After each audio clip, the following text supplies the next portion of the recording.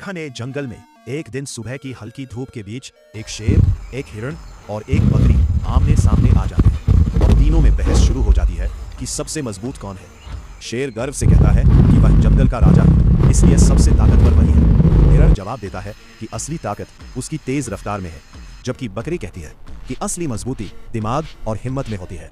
तीनों एक प्रतियोगिता रखने का फैसला करते हैं। पहले शेर एक बड़े पेड़ को गिराने की कोशिश करता है, लेकिन पूरी ताकत लगाने के बाद भी सफल नहीं होता। फिर हिरण अपनी पूरी रफ्तार से दौड़ता है, लेकिन थोड़ी देर में थककर गिर पड़ता है। आखिर में बकरी अपनी बारी पर चालाकी दिखाती है। वह दोनों को बातों बातों में एक शिकारी के जाल की ओर ले जाती है और खुद बच निकलती है, जिससे शेर और हिरण हंस जाते हैं।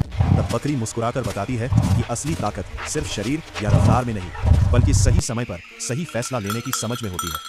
और यही बात साबित करती है कि सबसे मजबूत वही है जो दिमाग का सही इस्तेमाल करता है।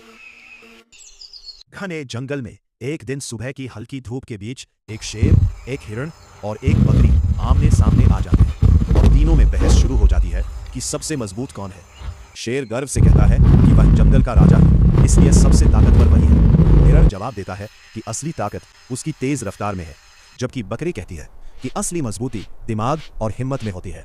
तीनों एक प्रतियोगिता रखने का फैसला करते हैं। पहले शेर एक बड़े पेड़ को गिराने की कोशिश करता है, लेकिन पूरी ताकत लगाने के बाद भी सफल नहीं होता। फिर हिरण अपनी पूरी रफ्तार से दौड़ता है, लेकिन थोड़ी देर में थककर गिर पड़ता है। आखिर में बकरी अपनी बारी पर चालाकी दिखाती है। वह दोनों को बातों बातों में एक शिकारी के जाल की ओर ले जाती है और खुद बच निकलती है, जिससे शेर और हिरण हंस जाते हैं। तब बकरी मुस्कुराकर बताती है कि असली ताकत सिर्फ शरीर या रफ्तार में नहीं, बल्कि सही समय पर सही फैसला लेने की समझ में होती है। और यही बात साबित करती है कि सबसे मजबूत वही है जो दिमाग का सही इस्तेमाल करता है।